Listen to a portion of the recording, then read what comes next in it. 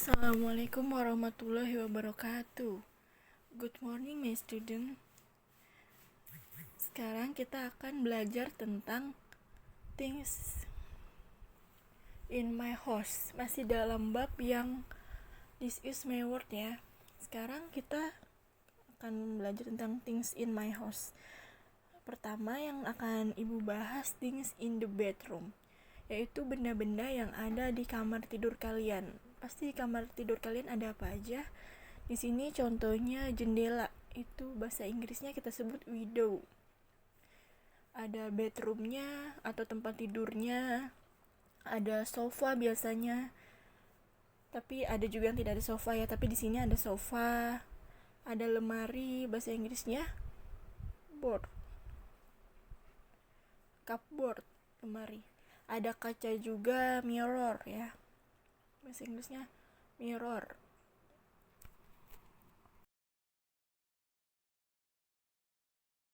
Yang kedua ada things in the living room atau benda-benda yang ada di ruang tamu. Pertama ada a sofa atau sofa. A sofa atau sebuah sofa, di depannya ditambah karena kita membicarakan sebuah. Yang kedua ada a carpet atau sebuah karpet, ditambah juga karena kita masih membicarakan sebuah benda. Yang ketiga a photo frame. Yang keempat a chair atau bangku. Yang kelima a table, meja. Yang keenam a television.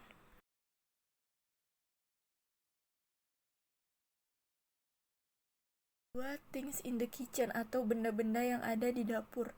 Ya, di rumah pasti ada dapur ya. Yang pertama biasanya ada oven. Kita sebutnya an oven. Kenapa pakai n? Karena di depan nama bendanya itu O, itu adalah huruf vokal. Jadi yang huruf vokal itu A, I, U, E, O, kita harus menyebutnya dengan n untuk sebuah. Sementara di luar A, I, U, E, O itu kita depannya pakai E tetap. Yang kedua ada wastafel, jadi a wastafel. Yang ketiga ada rak makanan, kita nyebutnya a food rack. Yang keempat biasanya ada kulkas di dapur, kita nyebutnya a refrigerator. Yang kelima ada teflon, kita nyebutnya a teflon.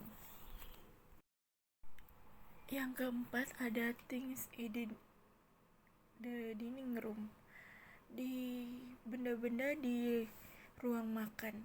Biasanya di ruang makan kita ada piring, sebutnya a plate.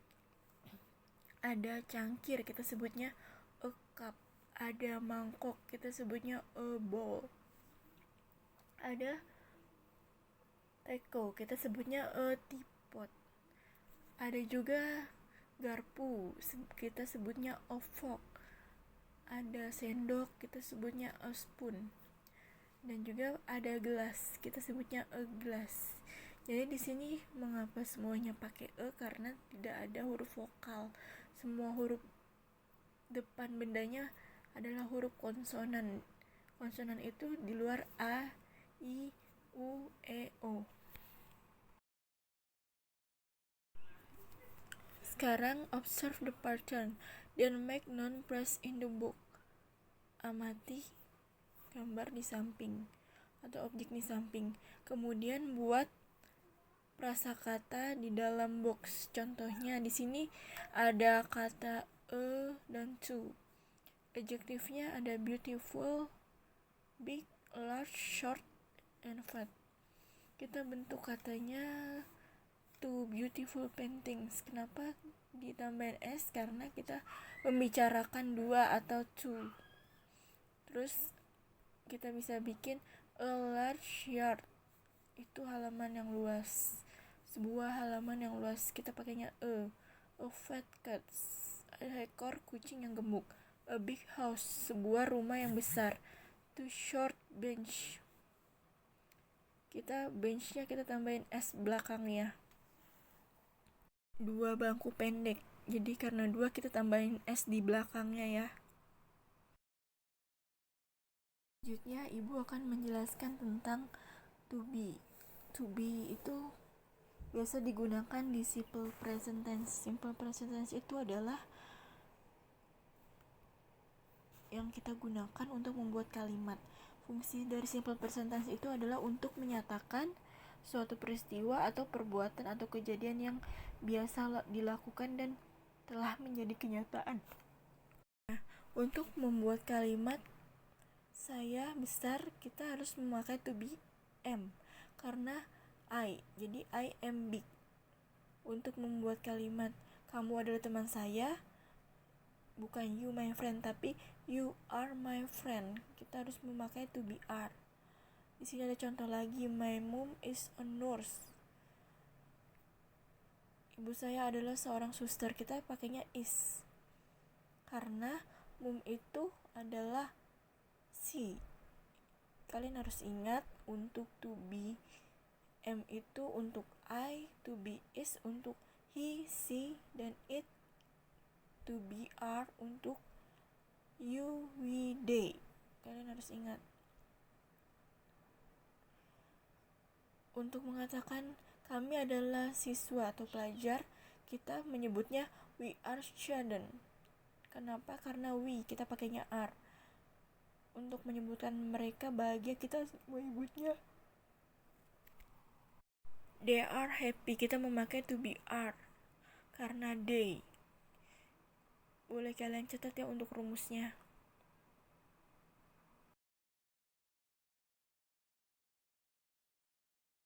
Yang kedua, jika untuk kalimat negatif, kita tinggal add not, tambahkan not. Contoh dalam kalimat positifnya, saya terlambat ke kelas. Kita jadi I'm late for class. Tapi untuk kalimat negatifnya, jadi sebelum kata kerja verbnya di sini late, kita tambahkan not. Jadi I'm not late for class. Contoh lagi, saya atau mereka orang Indonesia, kita sebutnya mereka ya.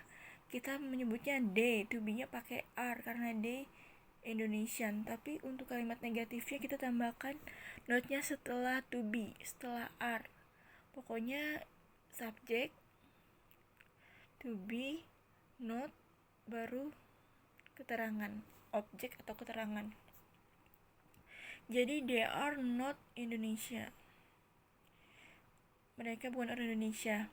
Contoh, dia adalah guru. Kita menyebutnya she is a teacher. Subjeknya is karena she. Untuk kalimat positifnya. Untuk kalimat negatifnya menjadi she is not a teacher. Jadi setelah subjek is ditambah not. Pokoknya kita tambahin atau add not-nya setelah subjek.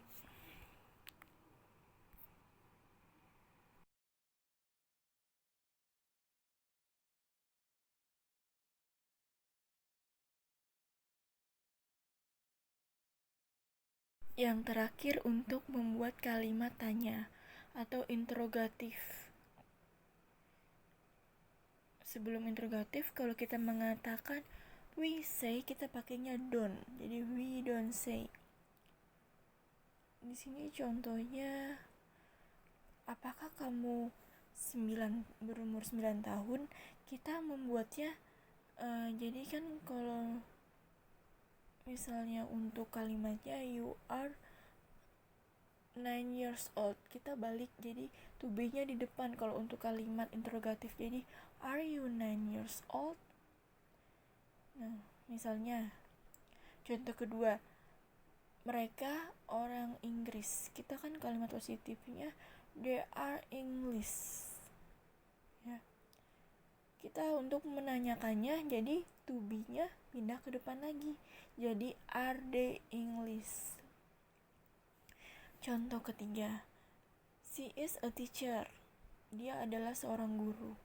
Untuk merubah menjadi kalimat tanya, to be is dipindahkan depan menjadi is she a teacher? Apakah dia adalah seorang guru? Jadi rumus untuk kalimat interrogatif adalah to be plus subjek plus objek plus keterangan. Kalau ada keterangan ya. Kalau di situ cuma ada objek, jadi objek lalu kalimat atau tanda tanya. Oke. Sekian untuk pelajaran hari ini. Jadi kita mempelajari tentang things in my house, benda-benda dia ada di rumah kalian. Dan to be dalam simple present tense dalam untuk membuat kalimat positif, negatif, dan interrogatif. Semoga kalian bisa pahami ya anak-anakku sekalian. Oke, thank you. Assalamualaikum warahmatullahi wabarakatuh.